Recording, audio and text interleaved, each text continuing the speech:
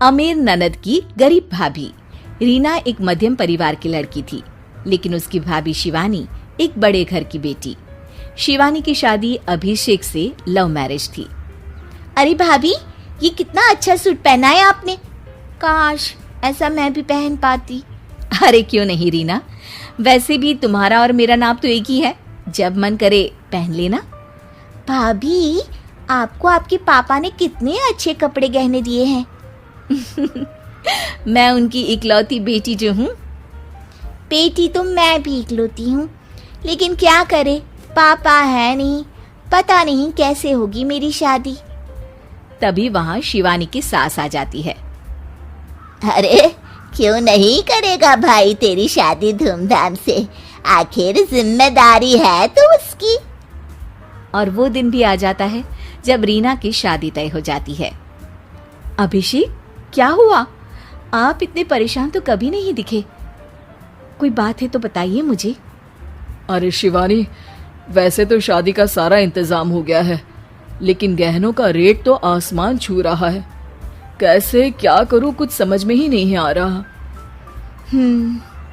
थोड़ी देर में शिवानी अपने पूरे गहने अभिषेक के सामने रख देती है। ये लीजिए, गहनों का इंतजाम भी हो गया। अरे नहीं नहीं शिवानी, मैं ये गहने किसी हालत में भी नहीं ले सकता। ये तुम्हारे पिता ने तुम्हें दिया था, और तुम हो कि। तभी वहां सास आ जाती है। अरे तो क्या हुआ, इसकी तो हो गई ना शादी, अब किसे दिखाने हैं इसने गहने। सास गहनों का डिब्बा शिवानी के हाथ से लेकर वहां से चली जाती है। रीना की शादी धूमधाम से होती है और अब वो बड़े घर की बहू बन जाती है। वहीं रीना की शादी के बाद शिवानी और अभिषेक उसकी शादी के कर्जों से डूब जाते हैं। मैं सोच रही हूँ नौकरी करनी शुरू कर दूँ, वैसे भी पढ़ी लिखी हूँ, आपकी थोड़ी मदद भी हो जाएगी। वैसे शिवानी, कुछ दिन कर लो तो अच्छा ही होगा, क्योंकि ज़रूरत भी है। अब शिवानी भी नौकरी करने लगती है और घर खर्चे में अभिषेक का हाथ बटाती है। एक दिन शिवानी, रीना का फोन आया था, कह रही थी कि आने वाले त्योहार में उसके ससुराल जाना है। ठीक है माँ।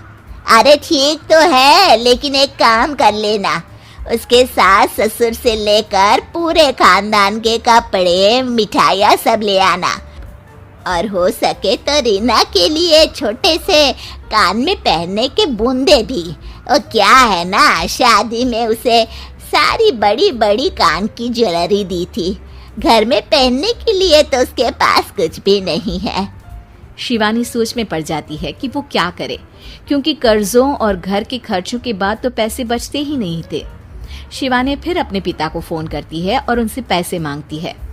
देखो शिवानी, मैंने तुम्हें शादी के वक्त ही मना किया था कि ऐसे घर में शादी करनी ही नहीं चाहिए।